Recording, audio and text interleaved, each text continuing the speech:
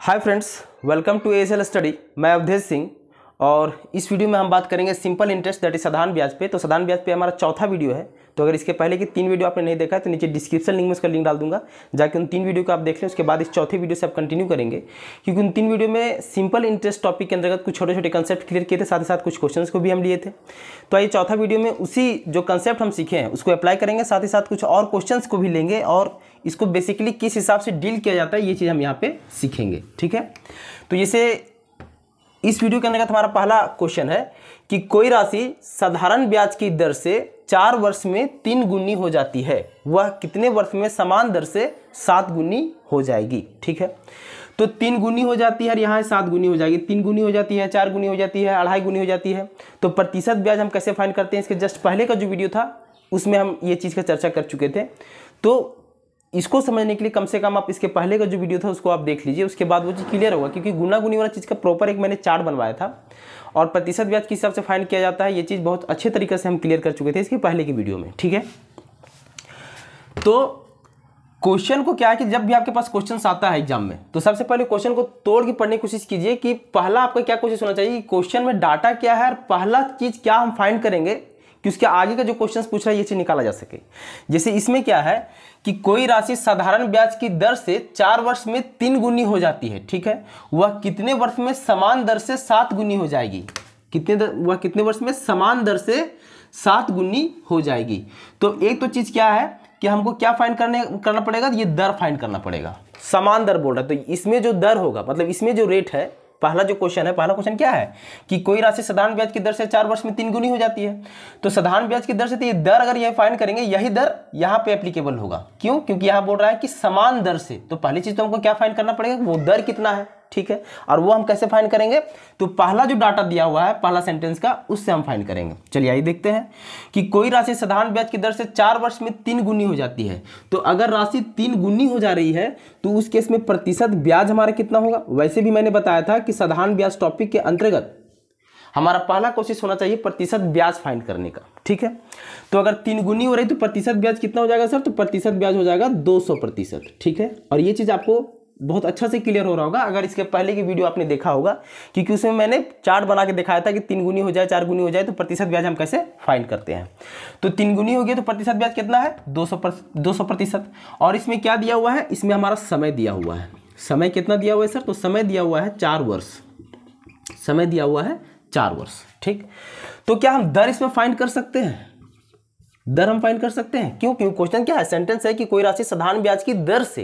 अब वो किस दर से बोल रहा है ये चीज नहीं बताया अभी तक, यही दर तुमको यहाँ फाइंड करना है और यही दर फिर यहाँ पे एप्लीकेबल होगा, क्योंकि यहाँ आगे बोल दिया कि कितने वर्ष में समान दर से वो 7 गुनी हो जाएगी। तो पहला अपना काम क्या रहेगा, दर फाइंड करना। तो दर कैसे फाइंड करेंगे, प्रतिशत ब्याज तो हमारा फाइंड हो गया 200% है। समय दे दिया है कि 4 वर्ष का समय दिया हुआ है, तो दर कैसे फाइंड करेंगे कि प्रतिशत ब्याज में समय से भाग देने पर दर प्राप्त होता है और प्रतिशत ब्याज में दर से भाग देने पर समय प्राप्त होता है। ये चीज हम क्लियर कर चुके थे। तो प्रतिशत ब्याज कितना है, 200%। ठीक है, तो 200 और समय कितना है, तो 4। तो 200 डिवाइड बाय 4, इसको काटेंगे तो 4 पचे 20 और ये हो जाएगा 0, दैट इज 50%। ठीक है, तो दर हमारा कितना निकल गया, दर निकल गया अपना 50%। ठीक है, अब दर 50% निकल गया।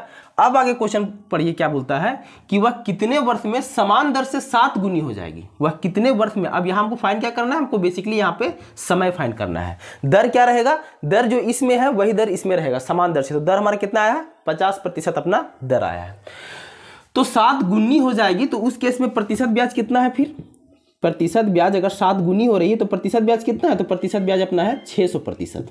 ठीक है, 600% कैसे क्यों हुआ, क्योंकि जो बोल रहा है कि राशि जो है ये 7 गुनी हो जाना चाहिए, तो 7 गुनी हो जाएगी तो उस केस में प्रतिशत ब्याज कितना है, 600% अपना प्रतिशत ब्याज होगा। कैसे फाइंड कर रहे हैं कि 7 - 1 दैट इज 6, उसमें 100 लगा दिए। ठीक है, 1 2 और 100 लो, ये कंसेप्ट था हमारा, 1 2 100 लो।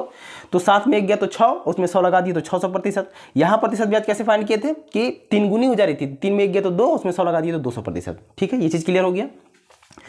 अब चूंकि 7 गुनी हो जा रही तो प्रतिशत ब्याज कितना है, 600%। ठीक है, अब दर यही होना चाहिए और आपको फाइंड करना है क्या, समय। तो दर कितना है, 50% और प्रतिशत ब्याज भी फाइंड पता है आपको और दर भी पता है आपको। तो क्या आप समय इससे निकाल सकते हो इजीली, तो हाँ इसमें आप समय निकाल सकते हो। तो समय कैसे निकलेगा कि प्रतिशत ब्याज में प्रतिशत ब्याज में आप दर से भाग दे दोगे तो समय जो पूछ रहा है ये चीज़ आपका फाइंड हो जाएगा। तो प्रतिशत ब्याज कितना है, तो 600, ठीक।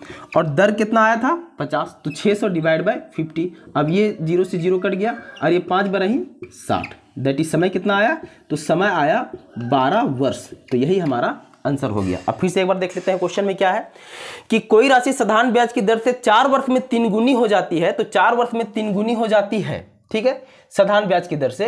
तो अगर 3 गुनी हो रही तो प्रतिशत ब्याज कितना है, 200%। समय कितना दिया हुआ है 4, तो दर निकाल सकते हैं प्रतिशत ब्याज में समय को भाग देके, तो दर निकल गया कितना 50%।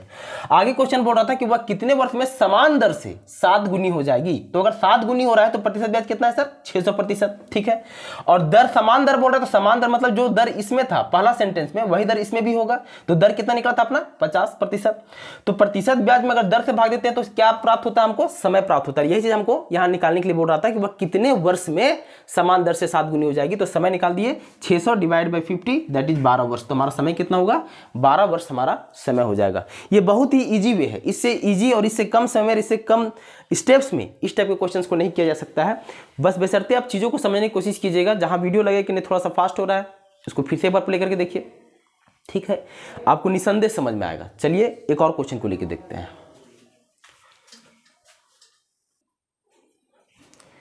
तो आइए हमारा अगला क्वेश्चन है इसमें कि किसी राशि को निश्चित समय के लिए कर्ज पर दिया जाता है।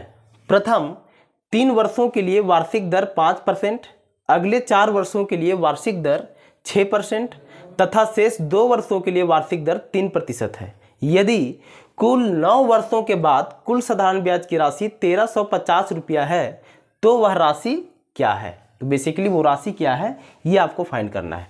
देखने में क्वेश्चन थोड़ा लंबा लग रहा है, लेकिन अगर आप इसको बनाइएगा बाय कंसेप्ट तो बहुत ही कम स्टेप में और बहुत ही कम समय ये इस तरह के क्वेश्चंस बनते हैं आपके, ठीक है। चलिए आइए देखते हैं कि कैसे बनाया जाए। किसी राशि को क्या है कि किसी राशि को निश्चित समय के लिए कर्ज पर दिया जाता है, ठीक है। प्रथम 3 वर्षों के लिए वार्षिक दर कितना बोल रहा है 5%, अगले 4 वर्षों के लिए 6% और शेष 2 वर्षों के लिए 3% है। यदि कुल 9 वर्षों के बाद कुल साधारण ब्याज की राशि आपको दे दिया है 1350 रुपया, तो वह राशि आपको फाइंड करना है। तो साधारण ब्याज का टॉपिक के अंतर्गत हमारा क्वेश्चन है ये। पहला कोशिश क्या होना चाहिए, प्रतिशत ब्याज फाइंड करने का। तो क्या जो क्वेश्चन हमारा है, जो डाटा हमारा दिया हुआ है, इससे हम प्रतिशत ब्याज फाइंड कर सकते हैं। तो हाँ कर सकते हैं। कैसे, यहाँ बोल दिया है कि प्रथम 3 वर्षों के लिए वार्षिक दर 5% है। तो प्रथम 3 वर्षों के लिए वार्षिक दर 5% है, तो प्रतिशत ब्याज कितना हो जाएगा। यहां देखो ये क्या बोल रहा है कि प्रथम 3 वर्षों के लिए वार्षिक दर 5% है। तो इसमें मतलब समय कितना दे रहा है 3 वर्ष, और वार्षिक दर कितना दे रहा है 5%। तो प्रतिशत ब्याज कैसे निकलते हैं, R इंटू टी प्रतिशत, R इंटू टी। तो R इसमें 5% हो जाएगा और T जो है आपका इसमें 3 वर्ष हो जाएगा। तो प्रतिशत ब्याज कितना हो जाएगा 5 या 15%। तो ये प्रथम 3 वर्ष के लिए प्रतिशत ब्याज कितना हो गया 15%। कैसे किए, 5% इंटू ये 3 वर्ष, मतलब 5 इंटू 3 दैट इज 15%। तो 15% प्रथम वर्ष 3 वर्ष के लिए हो गया, प्लस अगले 4 वर्षों के लिए वार्षिक दर 6% है। तो प्रतिशत ब्याज कितना हो जाएगा 4 इंटू 6 दैट इज 24%। तो 15% प्लस 24%, ठीक है, प्लस शेष 2 वर्षों के लिए वार्षिक दर 3% है। तो प्रतिशत ब्याज कितना हो जाएगा 2 into 3 that is 6%, that is 6%। तो कुल साधारण ब्याज 9 वर्ष से कितना हुआ देख लो, 3 वर्ष और फिर ये हो गया 4 वर्ष 7 वर्ष और ये हो गया 2 वर्ष 9 वर्ष, ठीक। टोटल 9 वर्ष का प्रतिशत ब्याज ये हो गया 15% प्लस 24% प्लस 6%। तो ये कितना हो रहा है, तो 24 और 36, 30 और 4, 30 और 10, 40 और 5, 45, दैट इज 45%, 45%। तो टोटल साधारण ब्याज की राशि यहाँ दे दिया है 1350 रुपया, और टोटल प्रतिशत ब्याज अपना कितना आया, तो 45% आया। कि प्रथम 3 वर्ष के लिए 5% था तो 5 ये 15% इधर हो गया, फिर 4 वर्ष के लिए 6% था तो 24% यहाँ हो गया, और फिर 2 वर्ष के लिए 3% था तो 6% यहाँ हो गया। तो 15% प्लस 24% प्लस 6% दैट इज 45%। आगे क्वेश्चन बोल रहा है यदि कुल 9 वर्षों के बाद कुल साधारण ब्याज की राशि 1350 रुपया है तो वह राशि क्या है। तो टोटल प्रतिशत ब्याज आया कितना है 45%, और टोटल साधारण ब्याज की राशि कितना दिया हुआ है तो 1350 रुपया है। तो क्या हम कह सकते हैं कि ये 45% 1350 रुपये के बराबर है, क्योंकि पूरा 9 वर्ष का प्रतिशत ब्याज कितना आया है 45%, और पूरा 9 वर्ष का साधारण ब्याज की राशि कितना दिया हुआ है 1350 रुपया। मतलब क्या हुआ इसका कि ये 45% बराबर हो गया 1350 रुपया, ठीक है, क्योंकि प्रतिशत ब्याज में टोटल है 45% और राशि के रूप में टोटल है 1350 रुपया पूरा 9 वर्ष का। तो 45% को 1350 से हम यहाँ पे इक्वेट कर सकते हैं कि 45% जो है ये 1350 रुपये के बराबर होगा। ठीक है, आगे बोल रहा है वह राशि क्या है, तो वह राशि मतलब 100% निकालना है। ठीक है, क्या निकालना है आपको कि 100%, क्योंकि इसके पहले भी मैंने बताया था profit loss and discount chapter जो मैंने करवाया था उसमें बताया था, या इसमें भी कि कोई भी चीज़ अपने आप में 100% होता है तो वो राशि भी अपने आप में क्या होगी 100% होगी। अब यहाँ पे 45% का वैल्यू आपको दिया हुआ है और 100% का वैल्यू आपको कहीं ना कहीं इसमें पूछ रहा है, तो 45% इक्वल टू 1350 रुपया, तो 100% इक्वल टू क्या हो जाएगा, तो ये हो जाएगा 1350 रुपया बटा ये 45% और इंटू ये 100%।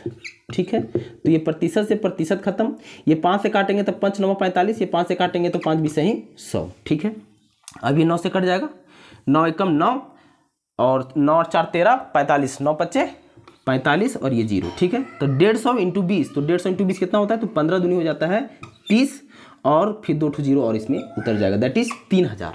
तो वो राशि कितना है सर, तो वो राशि है 3000। तो क्वेश्चन क्या बोल रहा था कि कुल अगर 9 वर्ष के बाद कुल साधारण ब्याज की राशि 1350 रुपये, तो वो राशि कितना है, तो वो राशि है टोटल 3000 रुपया।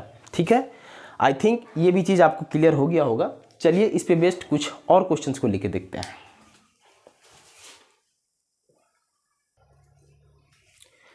तो हमारा अगला क्वेश्चन है इसके अंतर्गत कि कोई राशि साधारण ब्याज की दर से 3 वर्षों में 2800 रुपया तथा 5 वर्षों में 3000 रुपया हो जाती है, वह राशि तथा वार्षिक दर प्रतिशत क्या है। मतलब इसमें आपको 2 चीज़ फाइंड करना है, एक तो राशि फाइंड करना है प्लस आपको दर क्या है वो भी आपको फाइंड करना है। चलिए बनाते हैं। कोई राशि साधारण ब्याज की दर से 3 वर्षों में 2800 रुपया। ठीक है, तो 3 साल में कितना रुपया हो जाता है, तो 3 साल में हो जाता है 2800 रुपया। ठीक है, आगे बोल रहा है तथा 5 वर्षों में 3000 रुपया हो जाती है। 5 वर्षों में कितना हो जा रहा है, 3000 रुपया वो राशि हो जा रहा है। इसका मतलब क्या हुआ कि 5 साल में 3000 रुपये, मतलब कोई भी मान लो कि किसी व्यक्ति को कोई मूलधन दिए, हम कुछ राशि दिए, तो 5 साल के बाद वो 3000 रुपये हो जाती है। मतलब क्या हुआ, 3000 रुपये यहाँ पे मिश्रधन दिया हुआ है कि 3000 रुपये हो जाती है, मूलधन प्लस ब्याज जोड़ के 3000 रुपये हो जाता है 5 साल में, और 3 साल में वही राशि जो है ये 2800 रुपये हो जाता है, जिसमें मूलधन भी रहेगा प्लस ब्याज भी जोड़ा हुआ रहेगा। तो 3 साल में 2800 रुपये हो जाता है और 5 साल में 3000 रुपये हो जाता है। तो क्या हम कह सकते हैं कि 5 - 3 दैट इज कि 2 साल में इसका ब्याज जो है वो कितना हो जाएगा, तो ब्याज इसका 200 रुपया हो जाएगा। आप हमेशा याद रखिएगा कि इस टाइप के क्वेश्चंस में जो डिफरेंस निकलता है साल का और यहाँ जो मिश्रधन का डिफरेंस निकलता है वो आपको क्या देता है, तो ये जो चीज़ है ये आपको ब्याज देता है। क्या देता है, डायरेक्ट, तो डायरेक्ट ये चीज़ आपको ब्याज देता है कि 3 साल में वो राशि 2800 रुपये हो जाता है और 5 साल में वही राशि 3000 रुपये हो जाता है। मतलब 5 - 3 दैट इज 2 साल में 200 रुपये का ब्याज दे रहा है वो। ठीक है, इस टाइप के क्वेश्चंस को आपको ऐसे डील करना है। ठीक है, कि जो डिफरेंस निकलता है यहाँ समय का और अमाउंट का, वो आपको डायरेक्ट यहाँ पे ब्याज शो करता है। तो 2 साल में 200 रुपये ब्याज है, तो क्या हम कह सकते हैं कि 1 साल में 200/2 दैट इज कि 100 रुपये का ब्याज हो रहा होगा, क्योंकि साधारण ब्याज में क्या होता है कि सेम चल रहा होता है। यही अगर कंपाउंडिंग होता तो हम यहाँ नहीं कह सकते थे कि 1 साल में 100 रुपये ब्याज होगा, क्योंकि वहाँ पे जो आपका इंटरेस्ट आता है उस पर भी आपको इंटरेस्ट मिलना स्टार्ट हो जाता है, कंपाउंड इंटरेस्ट में, जो कि आगे हम इसका जो चैप्टर करेंगे उसमें हम डील करेंगे। लेकिन चूंकि ये साधारण ब्याज का क्वेश्चन है तो इसमें आपका जो इंटरेस्ट रहता है वो सेम रहेगा जितना साल के लिए आप दिए हो। तो 2 साल में अगर ब्याज 200 रुपया है, इसका मतलब 1 साल में ब्याज कितना हो रहा होगा, 100 रुपया होगा, 200/2 दैट इज 100 रुपये का ब्याज हो रहा होगा। अब यहाँ तक फाइंड करने के बाद आपको क्या करना है कि ये 3 साल दिया हुआ है और यहाँ पर 5 साल दिया हुआ है, तो इस ब्याज को चाहे तो इस 3 साल के साथ आप इक्वेट कर दो या फिर 5 साल के साथ आप इक्वेट कर दो, दोनों में से किसी एक के साथ आपको इक्वेट करके बनाना पड़ेगा। रीजन कि 1 साल का आपको ब्याज यहाँ पता चल गया तो 3 साल का ब्याज निकालिएगा और 3 साल का आपको मिश्रधन पता होगा, तबे ना फिर वहाँ मूलधन फाइंड कर पाइएगा। या फिर 5 साल का आप ब्याज निकालिएगा और 5 साल का यहाँ आपको मिश्रधन दिया हुआ है, तभी ना आप वहाँ मूलधन फाइंड कर पाइएगा। मतलब क्या हुआ कि 2 साल का ब्याज अगर 200 रुपया है तो 1 साल का ब्याज 100 रुपया है, तो कंफर्म्ड है। अब इसको इक्वेट करना है ऊपर दिया हुआ किसी भी एक समय में, चाहे तो 3 साल से इक्वेट कर दो चाहे तो 5 साल से इक्वेट कर दो। तो अगर पहला वाला इक्वेशन से अगर हम इक्वेट कर दें कि 3 साल में मिश्रधन जो है 28 रुपये हो रहा था, तो अगर 1 साल का ब्याज 100 रुपया है तो 3 साल का ब्याज कितना हो जाएगा, तो 3 साल का जो ब्याज है वो आपको 300 रुपया हो जाएगा। 3 साल का ब्याज 300 रुपये हो जाएगा और 3 साल का मिश्रधन आपको दिया हुआ है कितना, 2800 रुपया, और 3 साल का ब्याज आपको पता है 300 रुपया। तो उस केस में आपका मूलधन कितना होगा, इसको थोड़ा सा मिटा लेते हैं क्योंकि आगे थोड़ा सा स्पेस का इशू जा रहा है। 3 साल का ब्याज पता है 300 रुपया और 3 साल का मिश्रधन पता है आपको 2800 रुपया। तो इस केस में मूलधन आप निकाल सकते हो, मूलधन आप निकाल सकते हो। मूलधन कितना हो जाएगा, तो ये 2800 - 300, 2800 - 300 दैट इज 2500 रुपये, 2500। तो 2500 क्या है आपका मूलधन आया। कैसे निकाले सर कि 3 साल का ब्याज हमको पता हो गया 300 रुपया और 3 साल का मिश्रधन हमको पता था, तो मिश्रधन में आप ब्याज घटा दोगे तो क्या निकल जाएगा, मूलधन निकल जाएगा। तो 2800 माइनस 300 दैट इज 2500 रुपये क्या हो गया आपका मूलधन हो गया। तो पहला जो क्वेश्चन पूछा था कि वह राशि, तो राशि तो निकल गया सर 2500 रुपये की वो राशि है। आगे फिर पूछा है कि वार्षिक दर भी आपको निकालना है, ठीक है, तो वार्षिक दर भी निकालना है। प्रतिशत ब्याज का क्वेश्चन है, फोकस हमको क्या पर रहता है, प्रतिशत ब्याज फाइंड करने पे। यहाँ तो हम राशि डिफरेंस से राशि हम फाइंड कर लिए कि 2500 रुपये का राशि है। क्या इसमें प्रतिशत ब्याज फाइंड किया जा सकता है, तो हाँ किया जा सकता है सर, क्योंकि 3 साल का ब्याज कितना दिया हुआ है, तो 300 रुपया ब्याज दिया हुआ है। कितना रुपया पर, तो 2500 रुपये पर दिया हुआ है सर। तो 300 बटा 2500 और प्रतिशत के लिए 100 से गुना, ठीक। तो ये 00 से 00 कैंसल, 5 से काटेंगे तो 5 25 और 5 से काटेंगे तो 5 6 30 और ये 0, ठीक। और ये 5 बार ही 60, दैट इज प्रतिशत ब्याज अपना कितना है, तो 12%। कितना, 12%। तो 12% अपना क्या हो गया, प्रतिशत ब्याज हो गया। और हम बताए थे कि प्रतिशत ब्याज में आप समय से भाग दे दोगे तो दर प्राप्त हो जाएगा। तो ये तो 3 साल के लिए आप फाइंड कर रहे थे, तो प्रतिशत ब्याज कितना आ रहा था, 12% प्रतिशत ब्याज आया। तो क्या प्रतिशत ब्याज में समय कितना है, 3 साल, तो प्रतिशत ब्याज में हम समय से भाग दे देते हैं तो हमको क्या फाइंड हो जाता है, दर प्राप्त हो जाता है। तो 12 डिवाइड बाय 3, तो 3 चक्के 12 दैट इज 4%, दैट इज 4%। मतलब क्या हुआ कि वो राशि कितना है, 2500 रुपये का वो राशि है और दर कितना है, तो दर आपका चल रहा है 4% का वो दर चल रहा है। आई होप ये भी चीज़ आपको क्लियर हुआ होगा। वीडियो अगर समझ में आए तो वीडियो को लाइक कीजिएगा, साथ ही साथ इस वीडियो को थोड़ा शेयर भी कीजिएगा अपने दोस्त यारों के साथ। चैनल को सब्सक्राइब करना ना भूलें ताकि जो भी मैं वीडियो डालूं समय पर इसका नोटिफिकेशन आपके मोबाइल में पहुंचे, चीज़ों को आप देख सको।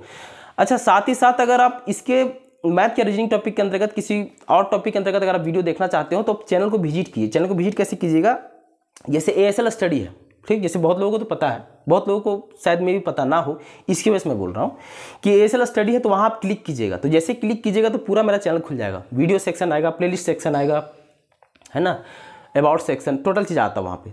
तो वहाँ पर आप जाइएगा, पूरा वीडियो सेक्शन में, उसके आगे प्लेलिस्ट सेक्शन में, तो पूरा का पूरा टॉपिक वाइज सब चीज़ का वीडियो वहाँ पे डाला हुआ है। तो आप किसी भी टॉपिक के अंतर्गत वीडियो देख सकते हो मैथ और रीजनिंग के अंतर्गत। चलिए मिलते हैं अगला वीडियो में। Thank you so much, bye bye.